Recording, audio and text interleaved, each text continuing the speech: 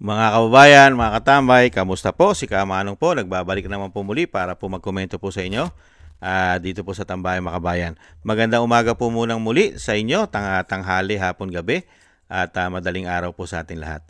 Sana po nasa mapayapa at maayos po tayong kalagayan, mga kababayan. At umpisa na po natin mga tambay, magkomentuhan na po tayo. Ito po, komentuhan po natin mga tambay. Binueltahan po nila si Representative Barsaga, matambay si Kiko Barsaga at kinundi na po ng PCG. Ito pong Philippine Coast Guard po natin mga tambay. Kinundi na po ang pahayag po ni Barsaga mga tambay dahil nga po ang ating congressman po ay inakusuhan din po sila na may korupsyon ang PCG mga kabayan, ang Philippine Coast Guard. Ito po ang balita mga kabayan. Dalawa na po ang na-i-issue po, ang may issue po ng kaperahan po mga tambay. May corruption daw po. At ganyan din po ang issue sa AFP, mga kabayan, hindi bababa sa 15 billion. Ibalik tanaw po natin yan. Mga men in uniform natin, mga tambay, nasasangkot. At syempre po, sino po ba mamigawa niyan? Mga politiko. Sino po ba? Babudgetan nila yan umano. Ito po, pakinggan po natin ang balita. Hinundi na ng Philippine Coast Guard o PCG ang pahayag ni Cavite 4th District Representative Kiko Barsaga laban sa Armed and Uniformed Service. Sa isang statement, tinawag nitong unfair o hindi patas para sa mga tapat na kawani ng PCG ang pinakahuling pahayag ng kongresista. Gayunman, nananatiling bukas ang PCG para sa isang dialogo kay Congressman Barzaga at lahat ng stakeholders sa Kongreso para linawin ang anumang maling pagkaunawa at patatagin ang kooperasyon para sa maritime security at safety. Inaakusahan ni Congressman Barzaga ang PCG ng katiwalian at nanawagan ng i-abolish ito. The Philippine Coast Guard will become the cause of World War III. The Philippine Coast Guard is a corrupt establishment that is used to provide high-ranking positions to undeserving public officials, such as PCG Vice Admiral Martin Romualdez and PCG Rear Admiral Larry Gadon. I move to call for the abolition of the Philippine Coast Guard, as they are a waste for government funds.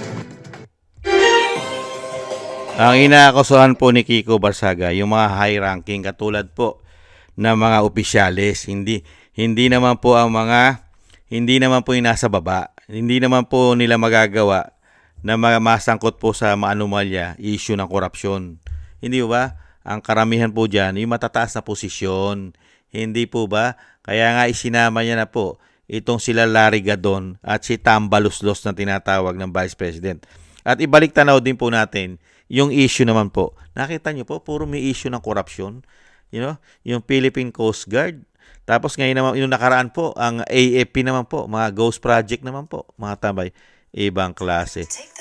Ito po, anuin po natin. Balik tanaw po natin itong issue naman po dito sa ito po, pakinggan po natin ito mga tambay. Ang issue naman po ng Sandatahang Lakas, Armed Forces of the Philippines, AFP, ito po. Of the Philippines has denied allegations of supposed 15 billion pesos worth of ghost projects from 2023 to 2025, calling the claims malicious and baseless. In a statement, the AFP said the accusations spreading online are false and aimed at discrediting the organization and its leadership. The military clarified that it does not implement or receive funds for infrastructure projects. Under the TICAS program or Tatag ng Infrastruktura para sa Kapayapaan at Seguridad, all construction projects for military facilities are funded and managed by the Department of Public Works and Highways. AFP Chief General Romeo Bronner Jr. stressed that the military only identifies the facilities it needs while the DPWH handles the planning, bidding, and implementation. Meanwhile, the Department of National Defense has recommended scrapping unfinished DPWH-implemented military projects under the TICAS program. This comes after Senator Win Gatchalian flagged several uncompleted structures for the Philippine Air Force. Gatchalian has since proposed to transfer the 3 billion peso TICAS allocation from the DPWH to the DND for 2026. Yan ba mga tama, itinatanggi rin po ng AFP katulad po ng pagtanggi ng nitong PCG, itong Philippine Coast Guard, at tinatanggi po ng AFP ang maanumalyang 15 billion mga ghost project sa AFP. Nakita niyo po, madali po kasi tumanggi, mga kabayan. At syempre po, itong ating mga men in uniform, huwag po kayo mag-alala. Hindi naman po kayo inilalahat. Hindi naman po lahat ng ating mga men in uniform at hindi po lahat ng Philippine Coast Guard natin ay sangkot po sa maanumalya na issue ng korupsyon. Hindi po ba? Kaya nga nagkakandalechi-lechi po ang ating bansa. Pati po ang ating ito pong Philippine Coast Guard po natin. Hindi po ba? Hindi naman kayo damay sa maanumalya na sinasabi po ng Congressman Kiko Barsaga. Diba? Ang pinupulaan ni Congressman Kiko Barsaga, yung mga totoo at tunay na nakipagsabwatan sa malawakan systematic na korupsyon sa ating bansa. Hindi po ba? Kaya nga po kinukundina ni Congressman Barsaga ang mga tao na ito, lalong-lalo ang gumagawa ng budget. Hindi po ba? Ang gumagawa ng budget, sila po ang nanunuhol umano. Sinusuhulan umano ang mga men in uniform, mga generals yata. Hindi kaya? Nagtatanong lang si Kamanong. Hindi kaya? Nasuhulan umano ang mga general dahil sa napakaraming pera na pinasusuhol umano yata ng mga demonyo tiwali at mga magnanakaw na mga hindot na mga politiko sa ating bansa? Hindi kaya? Kaya nagkandaleche-leche ang ating bansa, lalong-lalo sa korupsyon dahil sa pagiging greedy, gahaman at kaswapangan ng mga taong ito. Hindi po ba? Sa kapangyarihan at pera, mga kababayan. Kaya nakita po natin, magre-react. Kaya nga nakikita natin ngayon na sila po ay bulag, pipi at bingi. Hindi po ba? Sa laki ng problema ng taong bayan, mahigit 100 milyong Pilipino ang ninanakawan ng mga politiko umano, pero yung pinaglilingkuran at pinoprotektahan ng mga men in uniform sa ating bansa, na yan ang kanilang mandato, protektahan ang taong bayan at protektahan ang pera ng taong bayan, pero hindi po nangyayari sa panahon po natin ngayon. Samantalang kay ERAP, issue lang ng weteng, pinoprotektahan nila ang taong bayan. Nakita niyo po, issue lang ng weteng, pinoprotektahan nila ang taong bayan. Tinanggal nila si ERAP. Ang pinagmula na iweteng. Samantala ngayon, kininanakaw ang buwis ng mga politiko. Ginagawang ghost project, kasama rin pala sa issue ng korupsyon umano, pati ang Philippine Coast Guard ngayon, at syempre po, ang AFP na billion-billion na hindi bababa sa 15 billion umano. Nakita niyo po. Kaya nga po si Kiko Barsaga, talagang makapagsasalita yan. Dahil ginawa nilang mga admiral, itong sila Tambaloslos, dyan po sa PCG, sa Philippine Coast Guard. At ganun din po si Larry Gadon. Hindi po ba? Si Larry Gadon pa. Diba? Alam naman natin si Larry Gadon na hindi bobo. At hindi po gago si Larry Gadon. Hindi po siya bobo at gago. Di ba? At si Larry Gadon ay hindi po silaw sa pera yan. Di ba? Lalong-lalo po si Tambaloslos na tinatawag ng Vice President. Hindi po magnanakaw yan. Si Tambaloslos at si Larry Gadon, hindi po sila magnanakaw ng kakaunti umano. Hindi magnanakaw ng kakaunti. Hindi kaya? Hindi po ba? Kaya po mga tambay, kaya nga po nila pinupuruhan si Barsaga hindi po ba? Dahil nga po itong bata na congressman ay meron po siyang paninindigan. Meron po siyang pinaglalaban. At galit na galit siya sa nakikita niya na systematic sa tagal at haba ng panahon na ginagawa po nilang gatasan. At talagang ang pera ng taong bayan ay napupunta lang halos umano sa kanila. Yan po ang hindi po masikmura ng batang congressman na si Kiko Barsaga na nakikita niya ang bansang Pilipinas sa kabila ng napakaraming pera na pinopondot binabudget po natin galing sa ating mga buwis at nakakautang pa sila. Pero ang ating bansa ay walang improvement. Kaya nga po nasabi ni rin, di ba nasabi rin misan, nung nakaraang pahayag ni Kiko Barsaga, ano sabi niya? Ang bansang Pilipinas, grabe ang sakit sa korupsyon. Stage 4 cancer sa korupsyon. Hindi po ba? Wala nang lunas. Grabe. Matatanggal mo lang ang cancer pag dinimolis mo lahat. Lalong-lalo ang matatandang congressman at senador umano. Di ba hinalimbawa niya pa yung Singapore? Yung Singapore may corruption din daw po. Pero stage 1 lang daw sila, ang Singapore. Kaya pang gamutin. Samantalang sa Pilipinas, wala na pong lunas at gamot sa korupsyon, mga kabayan. Kasi wala naman pong napapatunayan at wala naman pong napapanagot pagka po sa mga politiko. Hindi po ba? Malayang malaya at syempre wala naman pong nakukulong ng napakatagal. Hindi po ba?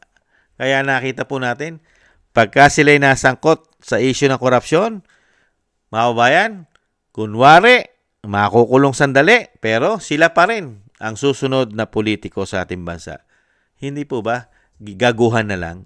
Ganyan po katatanga ang nangyayari. Para nagiging tanga na rin po tayong mga Pilipino dahil binoboto pa rin natin sila. Pero sa panahon naman ngayon, kahit hindi mo naman sila iboto, pero nahandyan naman umano ang COMELEC na binoboto po sila umano. Hindi po ba? At nananalo sila, nananatiling laging nananalo ang mga magnanakaw na politiko sa ating bansa. Kaya yan po mga kabayan, pinuruhan na naman sila. Binanata na naman po sila, mga kabayan. Kasi ang nangyayari naman talaga real talk, mga kabayan. Galit na galit po sila at talagang gustong-gusto pong makipaglaban o sinasabing makipag-iringan. Pero ito pong ating AFP at ito pong ating PCG, yung ating Philippine Coast Guard at ang ating gobyerno, ayaw naman po nilang budgetan para po ang asset. Ang asset po natin, lalo-lalo po sa magbabantay sa ating bansa, sa ating karagatan, sa ating mga teritoryo, ay kulang na kulang. Ayaw natin paramihin ang ating mga asset. Di ba? Ang magpoproteksyon at magbabantay sa ating bansa. Wala tayong mga malalaking barko. Wala tayong mga pambantay. Hindi po ba? Wala tayong maraming mga pandigma, mga eroplano, di ba? Wala tayo eh. Dahil nga po ninanakaw po nila ang pera ng taong bayan. Hindi po ba? Kailan lang po naging modelo po ang mga kagamitan po ng AFP at nitong PCG, itong Philippine Coast Guard.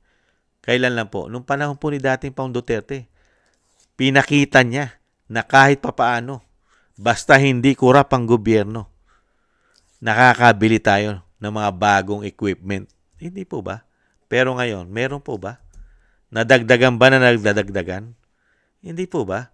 Kaya nga tayo naaapi eh. Dahil nga kurap ang gobyerno natin, wala tayong asset. Lalong-lalo sa proteksyon ng ating bansa. Umaasa lang tayo saan? Umaasa lang tayo sa sinasabing Amerika. Mga kawain, ganyan po. Ganyan po nangyayari sa atin. Bakit ka aasa sa Amerika? Bakit ayaw mong palakasin ang bansa mo?